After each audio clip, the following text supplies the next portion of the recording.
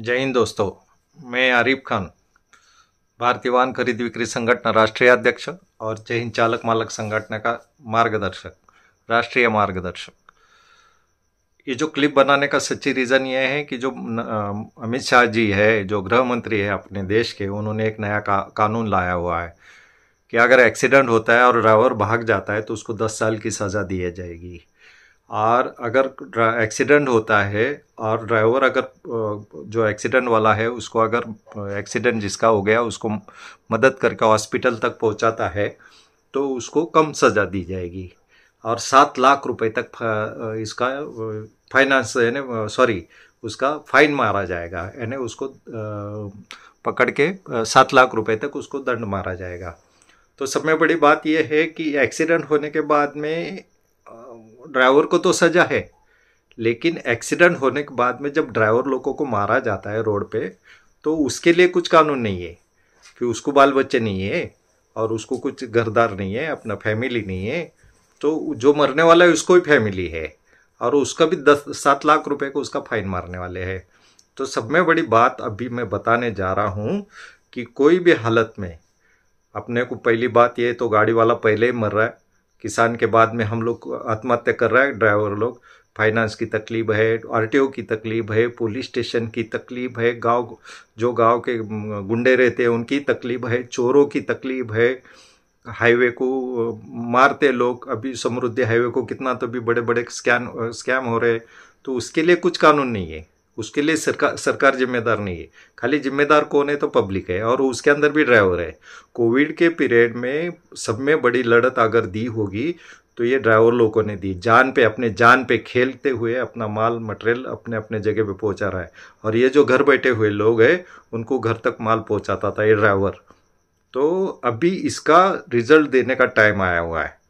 तो मैं पूरे इंडिया के जितने भी एसोसिएशन है, व्हीकल एसोसिएशन है, गाड़ी वाले उनके एसोसिएशन है, ट्रक ड्राइवर है, टैक्सी ड्राइवर है, ये हर एक को सजा है।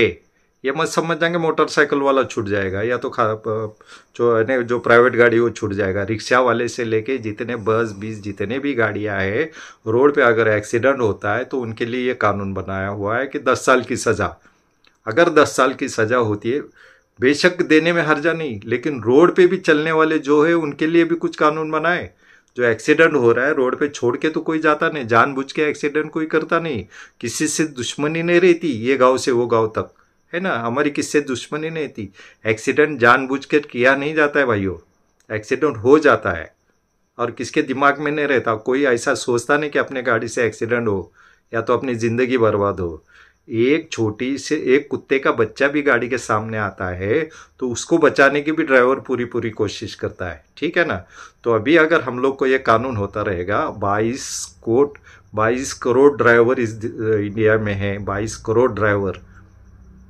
तो ये ड्राइवर लोगों को अगर 22 करोड़ ड्राइवर है तो आप लोग फैसिलिटी देने के बजाय, तो एक्सीडेंट है, नरेंद्र मोदी साहब ने तो ओपन बोल दिया था कि ड्राइवर अगर एक्सीडेंट में मारा जाता है तो उसको 5 लाख रुपए देंगे।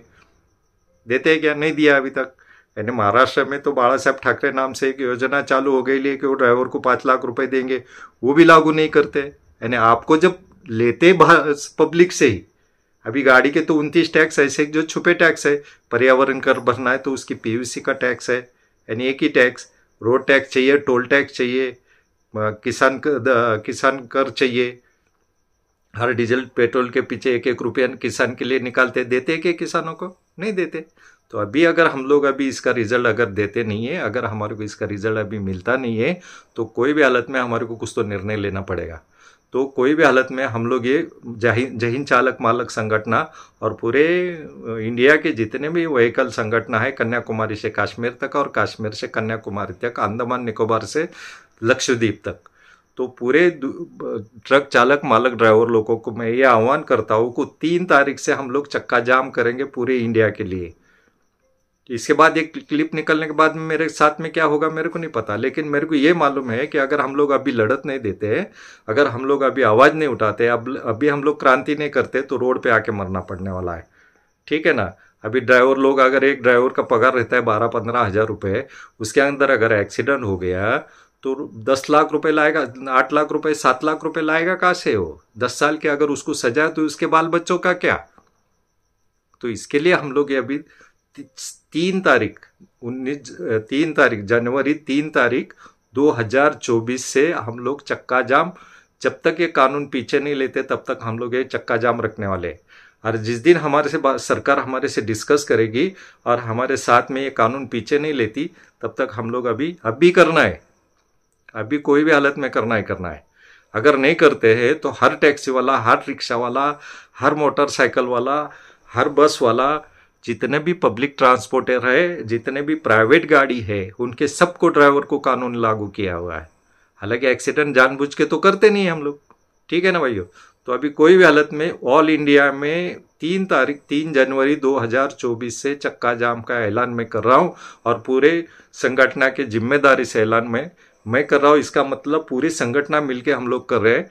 तो ये क्लिप जो है पूरे जितने भी यूनियन है भारत में, कि हर गाड़ी वाले का, हर रिक्शा वाले का यूनियन, वो सब तरफ ये क्लिप पहुंचा दो। और 3 तारीख याद रखो, 3 जनवरी 2024 में ये चक्का जाम होना चाहिए।